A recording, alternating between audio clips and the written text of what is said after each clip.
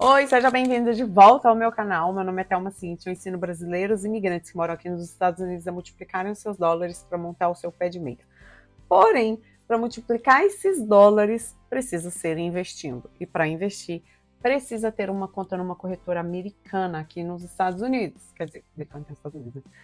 Mas para que você invista no mercado acionário americano, é necessário que você tenha uma conta numa corretora americana. E sim, isso é obrigatório.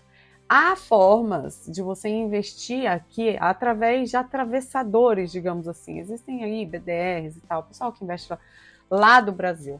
Você que mora aqui não tem necessidade de abrir uma conta numa corretora brasileira, ter que transferir de dólar para real, etc e tal.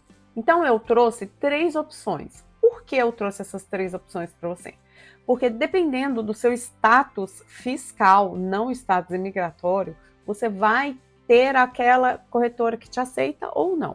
Então, quais são os documentos que uma corretora vai solicitar de você e de qualquer outra pessoa para abrir conta lá e para que você comece a investir?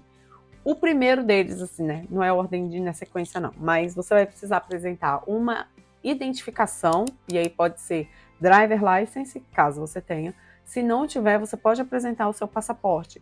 Independente do seu status migratório, a parte que você vai enviar para a corretora é só a sua filiação, qual é o seu nome completo, qual a sua data de nascimento, a sua identificação mesmo. Um segundo documento que ela vai te pedir é um documento fiscal. É um número fiscal. Qual é esse número fiscal?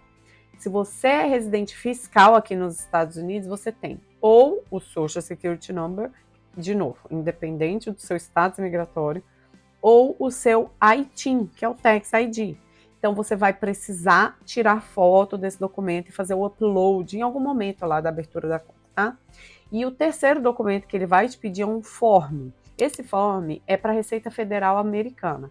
Se você tem ou Tax ID ou Social Security Number, você vai enviar o W9. Esse W9 eu vou deixar aqui embaixo o link para você acessar, mas é um formulário que você preenche seu nome, seu endereço, o seu Tax ID, aí esse Tax ID vai ser o Social ou o IT Number, assina e envia para a corretora. Quando você faz isso, o que você está falando para a corretora é: oi, corretora, eu declaro os meus impostos aqui nos Estados Unidos. Tá aqui o meu formulário comprovando isso. Quando você não tem isso, o formulário que você vai enviar, o W8, eu também vou deixar aqui embaixo nos comentários. A mesma coisa, você vai preencher com o seu nome, seus dados, endereço, telefone, acho que não precisa de telefone, e o seu CPF lá no Brasil. Se você estiver em outro lugar, tá, gente, do mundo, não estou no Brasil nem nos Estados Unidos, você vai ter o seu documento fiscal aí na Europa, não sei, em algum lugar, e aí você preenche lá também aí esse formulário W8. Que o que você está falando para a corretora é: oi, corretora, eu declaro os meus impostos num país tal, usando o meu CPF, usando o meu documento fiscal tal. É isso e nada mais. Existem várias corretoras americanas, tá? Existem muitas instituições antigas aqui nos Estados Unidos. E é atendendo a algum desses critérios que eu escolho as corretoras que eu uso, e que eu trouxe aqui para que você também tenha esse norte. Porque, por exemplo, eu posso estar trazendo a corretora e você está pleiteando outra, ou o seu amigo tem uma outra contra uma corretora, ela também pode ser muito boa se ela atender a esses critérios. Vamos lá? Um dos critérios é por quanto tempo essas instituições existem, há quanto tempo essa corretora existe.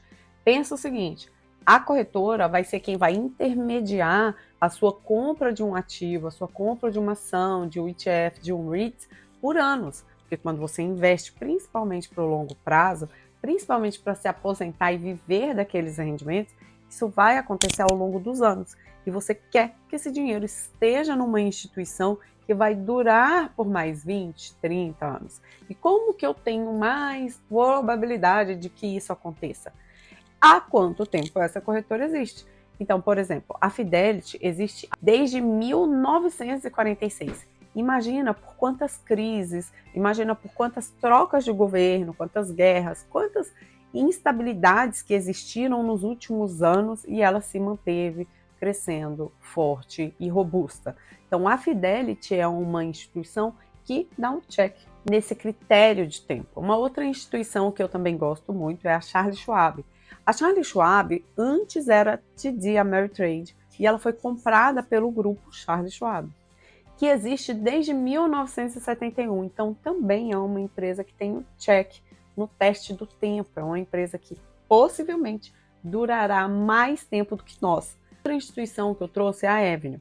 A Avenue é uma instituição mais recente, diferente dessas duas que eu acabei de citar. Ela foi fundada em 2018 por 2 brasileiros lá na Flórida. Embora seja uma instituição muito jovem, eu trouxe porque é uma instituição que vem com a proposta de atender brasileiros usando o CPF, o passaporte. Então, essa é a instituição que vai, a americana, é a corretora americana que aceita não cidadão fiscal. O que acontece? De fato, é uma desvantagem, tá, gente? Eu não vou dizer que não é uma desvantagem, mas é uma corretora que atende a outro critério que eu vou falar aqui agora. Ter a cobertura do SIPC. O SIPC é uma instituição americana que protege os investidores caso essa corretora quebre. Caso o seu dinheiro esteja nessa corretora e essa instituição quebre, você vai ter a garantia de até $500 mil em títulos, ou seja, de investimentos, e isso inclui um limite de até $250 mil em dinheiro. A Avenue, assim como a Fidelity, a Charles Schwab, também tem esse check nesse critério para abrir conta, né, nessa corretora. Outra coisa que vale a pena lembrar é que as corretoras não cobram, nenhuma dessas 3 que eu te falei aqui, elas cobram taxa de abertura, elas cobram taxa de manuseio. Então, para abrir conta é grátis, para transferir dinheiro para lá também é grátis. Existe, sim, caso você queira fazer uma transferência de dinheiro de forma mais rápida, você vai pagar uma taxa, tá? Mas, em geral, você pode esperar, né, gente? De 1 a 3 dias para não pagar nenhuma taxa. Lembre-se, tá, pessoal? As taxas consomem o seu dinheiro, então invista em investimentos, né? Invista em ativos que cobrem menos taxas. Para isso você precisa aprender e fazer um negócio de um jeito direitinho. Mas aqui isso aí é papo para outro momento. Aqui a gente está falando de corretora. A Avenue tem a vantagem de ter atendimento em português, então o site está todo em português, embora as outras corretoras você pode fazer a tradução. Mas a comunicação, se você precisar ligar para lá, gente, isso aí é uma outra coisa que a gente não faz, a gente não costuma ligar para a corretora. O contato que você tem bastante com a corretora é quando está abrindo a conta, né? Que aí ela pede, solicita, vê se o documento deu certo, se não deu certo. É só naquele momento ali dos primeiros dias. Às vezes demora um pouco mais, tá?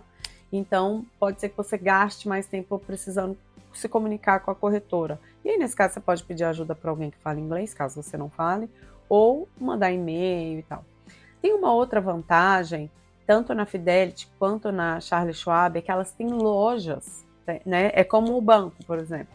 Você pode sentar lá, levar os seus documentos e falar: quero abrir conta aí numa corretora, eu quero abrir uma conta para que eu consiga investir. E você leva seus documentos para não precisar lidar com isso online.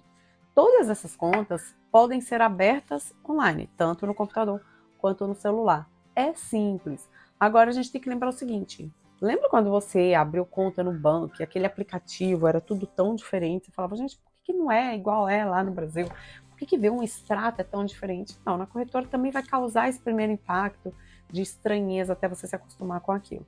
Mas o seu contato com esse aplicativo, se você for investir por longo prazo, se você for usar a estratégia de buy and hold, não vai ser um contato diário. Você vai fazer isso semanal, caso você invista semanalmente, ou se for o meu, como eu invisto mensalmente. Então eu sento uma vez por mês, faço os meus investimentos e ó, vou-me embora.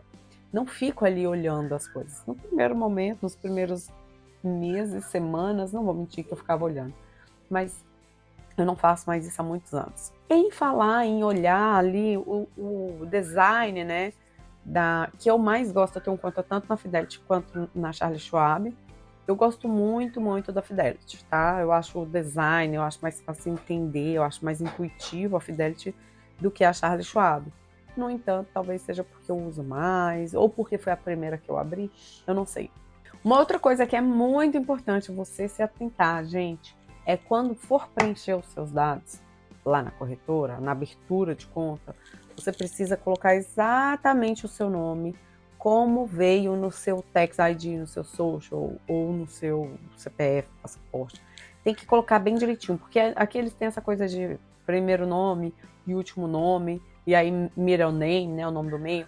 Você precisa colocar exatamente como é ali, porque senão ele não acha seus dados e você não consegue abrir a conta, tá?